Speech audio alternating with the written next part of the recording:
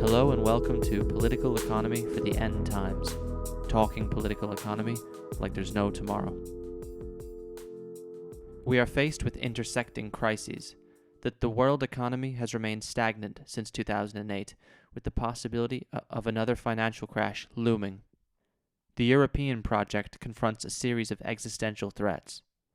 Several Latin American economies are racked by familiar yet devastating economic imbalances. Even the Chinese juggernaut appears to be slowing. The natural world itself is groaning under the strain of capitalism's ravenous appetite, and the most jarring political mobilization that has arisen to meet these threats is a form of chauvinistic nativism that mimics the worst features of 20th century politics.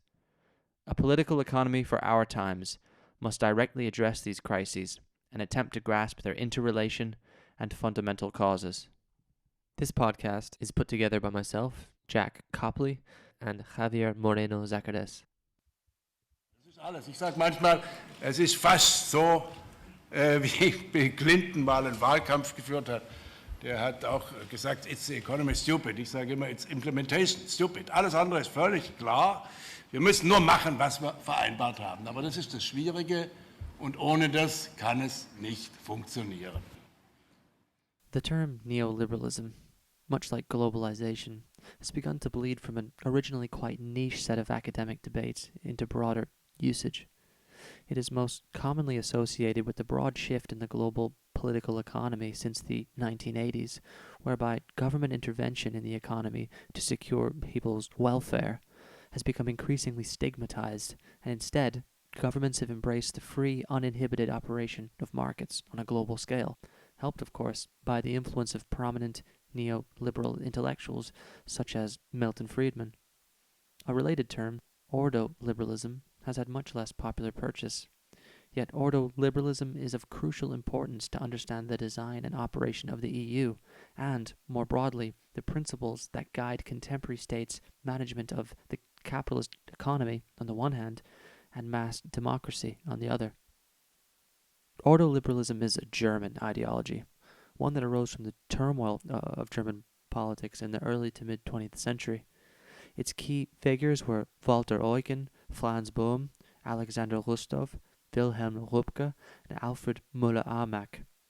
The Ordoliberals were appalled by the weakness of the Weimar Republic, which they saw as too permeable to popular pressures and factional interests. Yet they were similarly critical, with some exceptions, of the central planning and deficit spending of Nazism. Due to their historical context, these scholars were all too aware that capitalism rested on a very fragile social basis. The free operation of markets was not a natural state of affairs, but could be easily corrupted or destroyed altogether by the masses or by nefarious political figures. The free market, they understood, was an artificial construct, one that must be defended by a strong state. This stands in stark contrast to the popular definitions of neoliberalism, whereby neoliberals are understood to advocate the retreat of the state. For the Ordoliberals, the state was an essential element of a well-functioning capitalist economy.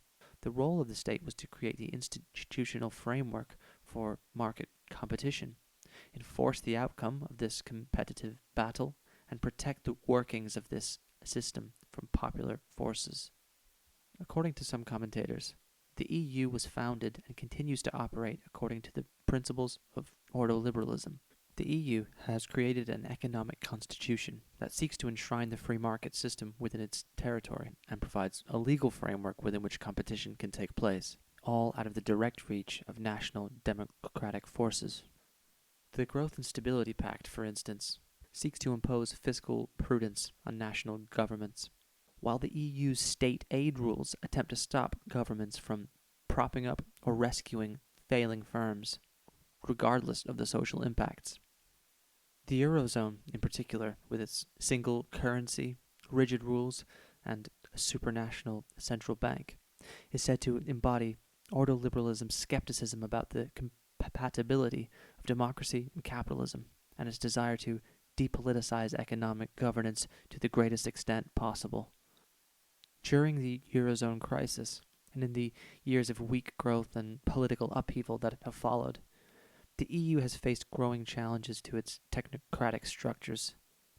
If the EU was indeed based on ordo-liberal tenets, then these tenets have come under increasing pressure.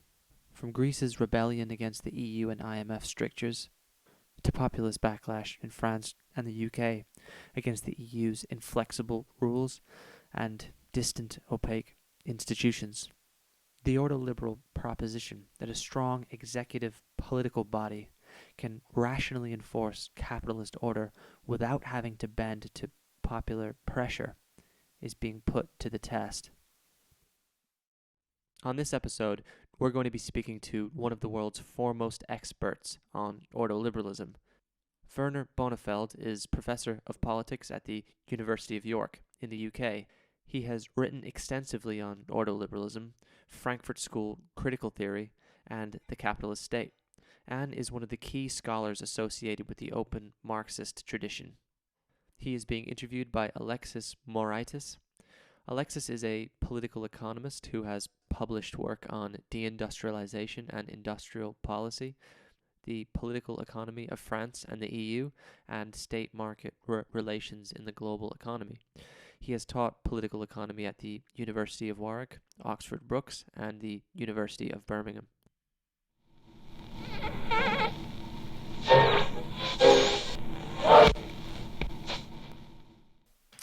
So we wanted to start the conversation with some theoretical discussion on ordoliberalism. Neoliberalism has entered the popular lexicon and is often held up as everything that is wrong with modern politics. However, ordoliberalism is much less widely discussed. So, what is ordoliberalism? Good question. First of all, it's liberalism. The prefix ordo was only added, as it were, or came to the fore only in the 1950s, as a consequence of the name of the journal in which the then Ordoliberals wrote. The journal itself, I believe, was also co-edited by Hayek, which gives you a connection to so-called neoliberalism, whatever the distinction and difference between those two might be. Ordoliberalism as such, or as an approach, was first called a new liberalism, and then it was called a neoliberalism, and it was called a neoliberalism by one of its founding thinkers, called Alexander Ristov, at the Walter Lippmann colloquium in France, whenever that was it 1938? And he understood by neoliberalism then, which later became ordoliberalism, an understanding of the state as the indispensable power of a free economy. And he saw the state, or he termed the state, he defined the state as the, basically as Marx had it, or as Weber has it, or everybody else has it, as the concentrated power of society. And he defined that concentrated power as market police. That's very interesting because it leads very smoothly to the next question, because I find very interesting what you said, that ordoliberalism is liberalism. And so what I wanted to ask you is, so what is the relationship of ordoliberalism with classical liberalism, and in particular Adam Smith and his concept of the invisible hand? Every approach, every author was its name will live through certain periods and phases, certain historical contexts, and it's just reformulated, revised, and developed. Nothing stays forever.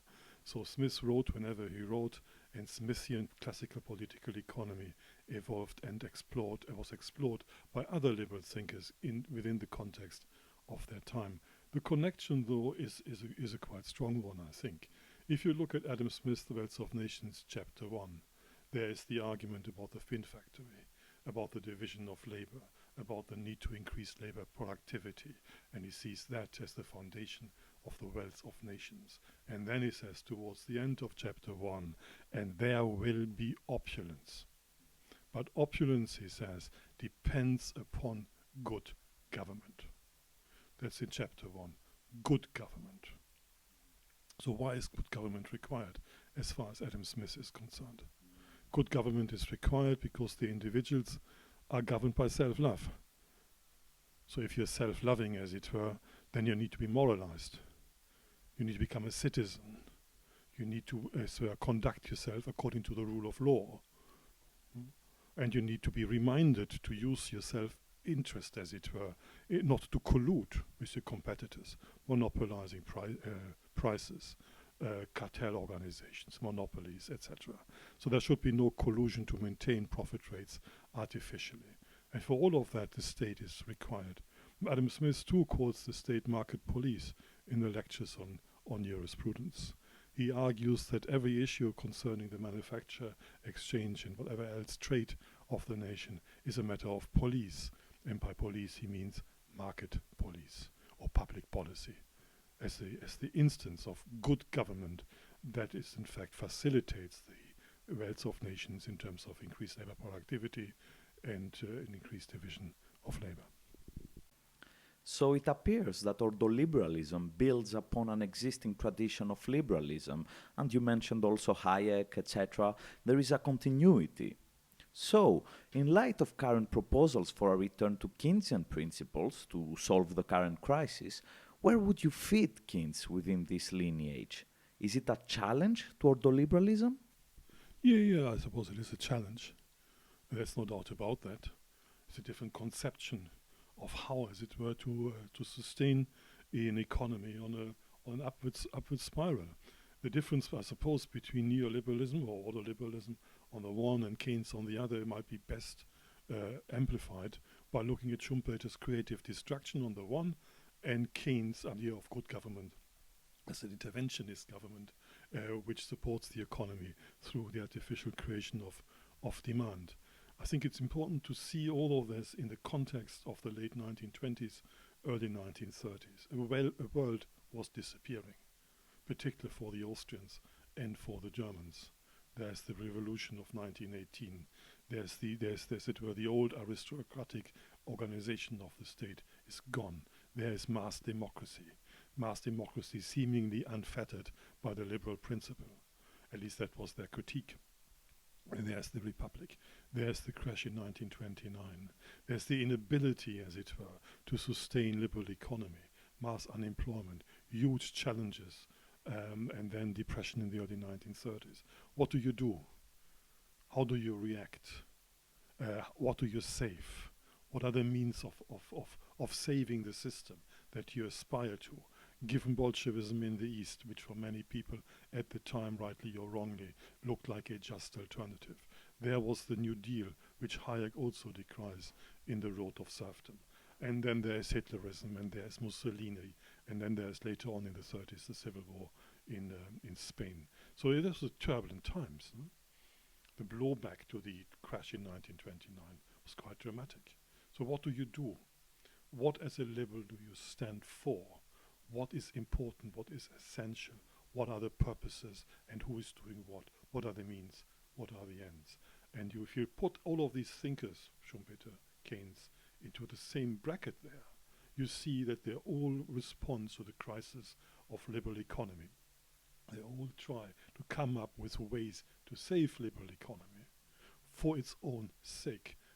The means of change are entirely different. But the purposes, as it were, or the ends of these interventions are the same, namely to safeguard the liberal economy. Is therefore then ordoliberalism just one variety of capitalist management? Is it just one way to govern capitalism? Or is there something fundamental to it about the role of the state in a market society? Let me summarize for you pages 20 to 30 in Friedman's Capitalism and Freedom. He says clearly the state is a requirement. It's indispensable. We liberals require the state, the existence of the state. It is required, there's a need for a state to set down the rules of the game and to enforce the rules of the game, to facilitate competition and to change the rules of the game. We liberals therefore require the state as the institution of the rules of the game, as the institution of the enforcement of the rules of the game, as the institution that punishes those who do not abide by the rules of the game, and as an institution to facilitate competitiveness and facilitate the open and the free society. Friedman almost seems to argue that the state is required as a planner for competition. And planner for competition is in fact a phrase that Hayek himself alludes to in The Road to Serfdom. So, to speak about, to link the question of ordoliberalism with contemporary discussions, Mario Draghi, in a speech in 2013, made the claim that the monetary constitution of the European Central Bank, the ECB, is firmly grounded in the principles of ordoliberalism. So what I want to ask you is that an adequate characterization, and is the EU an ordoliberal project? Let me answer the first part of your question first, and the second, you might have to ask me again to remind me to come back to it. Whether the ECB is firmly based on ordoliberal principles is a matter for discussion. Eucken, for example, rejected central bank independence because he thought that the central bank could never be as depoliticized as monetary policy has to be. It is still influenced by political decision makers and can therefore be politicized. He advocated a system of competitive currencies where the state has no handle on it. In fact, the value of these currencies is merely market based, so much more stringent, as it were, much stronger, much more, as it were, market based approach to monetary policy and the management of currencies. Others say, yeah, the ECB is based on ordoliberal principles because of its entire, of course, its independence, its distinctions, its narrow organization, its statutory requirements, and all of what it does is in fact replacing in institutional form within a regional framework what used to be done by the gold standard in the 1920s in particular. And the ECB is seen as the institution that replaces, as it were, the management of labor markets through the gold standards. And it does so as an independent institution of central banking for a regional bloc. So we can see that there are certain ordoliberal principles underpinning the EMU, the European Monetary Union. Could we say that the whole EU project, the whole European Union project, is underpinned by certain ordoliberal principles, or is it that aspect of European integration, the monetary side? I'm not so sure it is right to say it's underpinned by ordoliberal principles. I think ordoliberalism articulates certain principles, and these principles are, however, principles of a capitalist economy. There is no theory really that says that fiscal policy should be profligate. Keynesianism argues for counter-cyclical spending, but it doesn't say that fiscal policy should be deficit-ridden just because it can be done. There are certain principles there. There's no economic theory that says that monetary policy should not be, as it were, sound, but insound, as it were. There's no economic policy which says that labor markets can be unproductive, that labor can be unprofitable. There is no such thing, really. What ordoliberalism does is to highlight the requirements for such a system to operate. And it highlights the requirements as requirements of an economy that is governed by an executive state, by a strong state, by a principled state, by a state that is able to gain and maintain its independence from society, and as such an independent force governs society according to the rule of law. Many in the nationalist camp, and also on the left, argue that the EU is a threat to national sovereignty. Do you agree with claims that the increasing powers of the European Commission or the ECB lead to a retreat of the state? Does the EU as a project involve the shrinking of state power? First, a remark, a personal statement of my own politics. I'm an internationalist. And if the EU undermines nationalism, then I would be very much in favor of its operation. Secondly, I don't think that the EU in fact forces the European nation states into retreat, in as much as the European Union monetary policy included, or monetary union included, is nothing without the power of the nation state. It is in fact through the nation states that the monetary union has any relevance and is made viable. The monetary union does not enforce itself; it is enforced by the nation states, who act as executive states of the bond that unites them, and the bond that unites them is monetary union. In fact, I would argue that monetary union allows the state in independence from mass democratic aspirations and demands and pressures, and allows them more strongly to govern over them in order for the market media of European law, European money, European markets, in fact, to become viable as a consequence through their policies. So, in fact, what this nation state does, the government of the nation state, what they do is to imbue, to endow the monetary union with a consciousness and a will. Without them, the monetary union would be nothing. So it appears that in a sense the EU can help promote policies that states would pursue anyway to govern capitalism, but they cannot because of domestic political pressures. There is a sort of depoliticization at work. And what I want to ask you is, well, is this relationship between member states and the EU always a harmonious one? And now I probably want to refer more precisely to the case of Syriza in Greece, which was a party that was elected on a radical platform, anti-austerity platform, and it was ultimately forced, allegedly, by the European authorities to pursue a radical restructuring and austerity program. So my question is there always harmony between the EU, the EMU, and member states? No, there clearly is not always harmony, and doesn't need the Greek case. I mean, you can look at the competing designs and proposal for monetary union by the Germans and the French, and there is not harmony.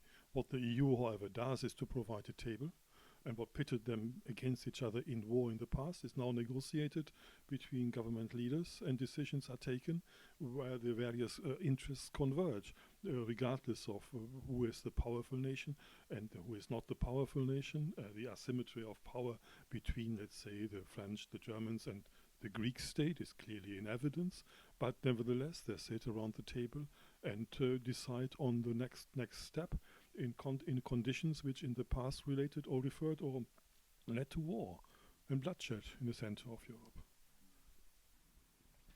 And now I want to lead the discussion to the so-called crisis of the EU. Some say that the EU is facing its largest challenge to date, that it has a real existential anxiety. Would you say that the EU project is in crisis? And if yes, what would that tell us about the ordoliberal principles that underpin it?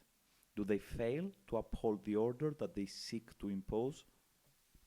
I think the management of the Eurozone crisis was most effective, unfortunately, one might wish to add. Even the Greek Syriza government now is a champion of austerity and has, in terms of the contract that they signed with the European Union, been rather successful. Syriza, I suppose, has been one of the most successful austerity parties and governments in the context of Europe. It's quite an amazing development, no? From anti-austerity protests to the enforcement of austerity to such an effective manner. Whether the EU is in an existential crisis or not, I don't know. I mean, I've been through various histories of so-called existential crises of the EU. Nothing much seems to happen as a consequence. In fact, it progresses through crisis, and crisis is a means for its further development. The nationalization or the populist nationalists in Europe, of course, are a major force now and are contended, at least for the time being.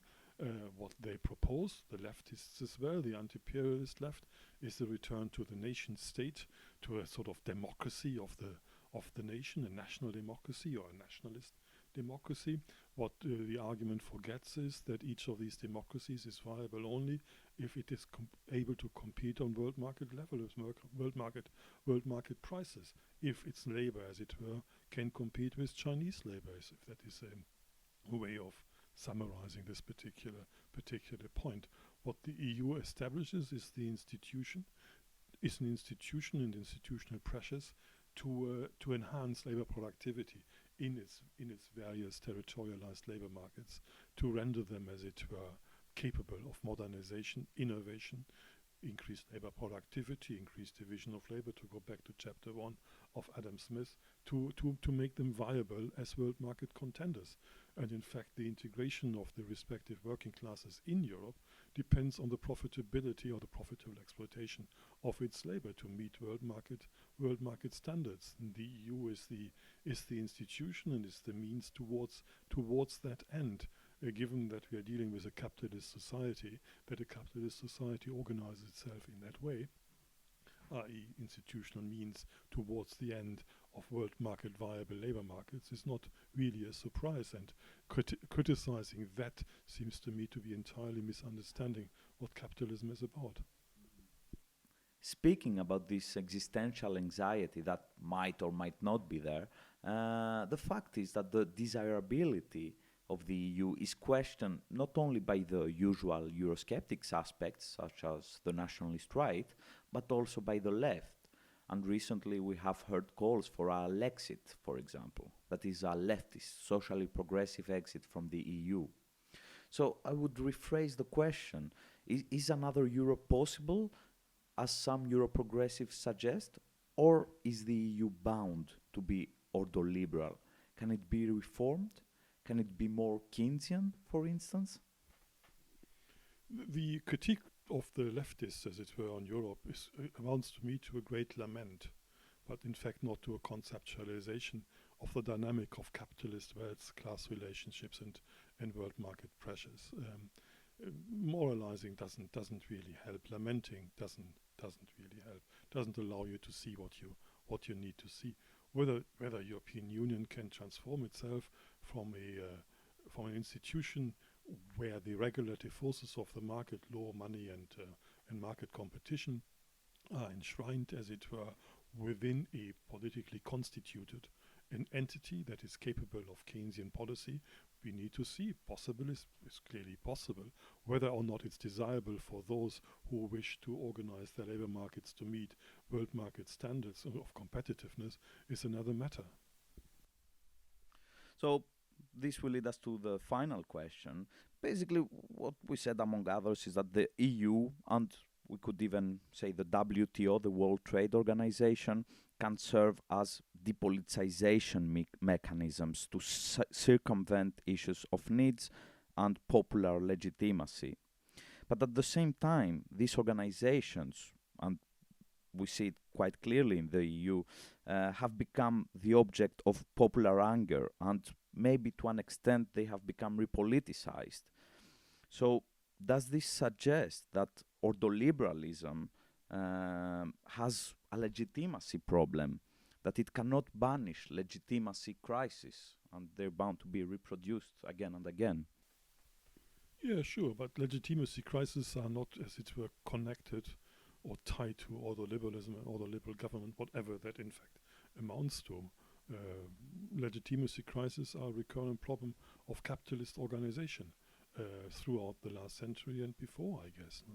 And that's why we had revolts, insurrections, revolutions, change of regime, etc. I mean, these are outcome to a great extent of the lack of legitimacy of the existing institutions and organizations of dominations and rule. The question really is, so if you look at the various capitalisms, fascism, republicanism, liberal democracy, Keynesianism, New Deal, if you see that as a change in appearance, as it were, what persists in this disappearance from one regime into the other, and what persists is in fact a certain dynamic of wealth and the requirements of that wealth, which is in fact the dispossessed laborer. If I can just dig a little bit further into that, but it seems like Keynesianism, for example, offers certain palliative measures, like to at least curb the excesses of capitalism, of free market. there is this palliative notion in Keynesianism. So it can palliate maybe somehow social antagonism. But what does ordoliberalism suggest, let's say, to deal with such legitimacy crisis? What does it offer on the table to avoid revolt, for example? One could say that in the history of Keynesianism, there is a recognition that the workers of a society should be treated well, so that there can be good workers and can be retained as such. Ordoliberalism doesn't really deal with the question of legitimacy as such. It deals with it by the side entry, as it were. First of all, it is clear in its understanding of society that there needs to be a means of ideological coherence, ideological integration.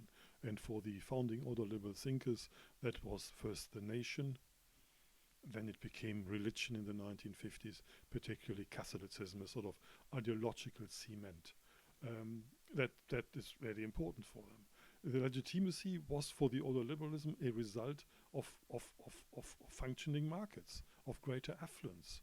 So if everything is done according to their principles, if, coming back to Adam Smith, the first chapter of the Wealth of Nations, if opulence really occurs, as it were, if the trickle-down effect really manifests itself, that was the way in which the system itself is going to be legitimized according to the ordoliberals. Well, that was very enlightening. Thank you very much for your time, Werner. Well, that's all from us on this episode of Political Economy for the End Times. Next time, we're going to be interviewing Professor Matthew Watson on Brexit, the crisis of the British state, and Britain's colonial imaginary. We hope you tune in.